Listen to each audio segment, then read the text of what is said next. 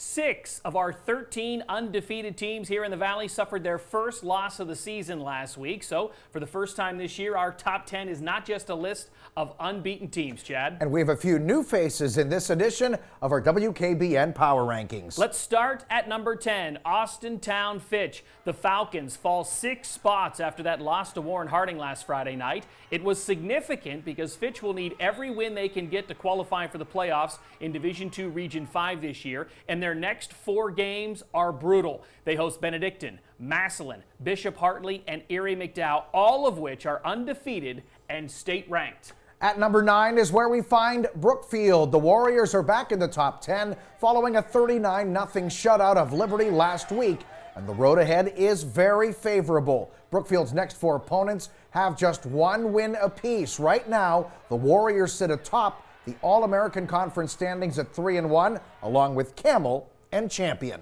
At number 8, Reynolds. The Raiders suffered their first loss of the season last week to undefeated Maplewood. It was a non-conference game, so they're still in first place in Region 1, and they still have the top offense in Mercer County, averaging over 388 yards per game. At number 7, Salem. The Quakers up 2 spots following a nail-biter last week with Carrollton. It was Salem's first win in the league, and they're sitting pretty at 4-0. Keep in mind, Salem has not won a conference title in 25 years. Right now, they're not just sitting in first place, they're the only team in the Eastern Buckeye with a winning record. Amazing. Moving on to number 6, that's where we find Girard. The Indians, perfect through 4 weeks of football. Strength of schedule, though, is their only issue. Those 4 wins have come against teams with a combined record of just 3-13.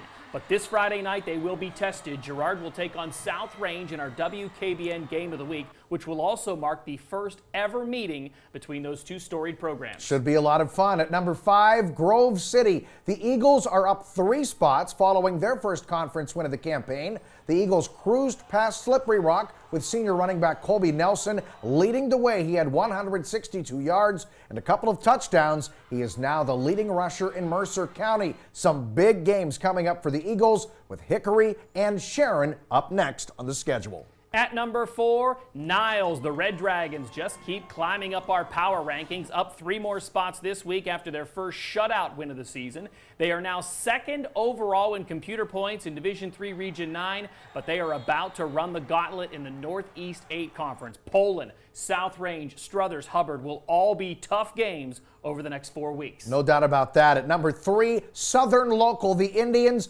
coming off a very impressive win over Columbiana in our WKBN Game of the Week. They remain undefeated at 4-0, and the road ahead looks very promising. Their next 4 opponents have just 3 wins combined.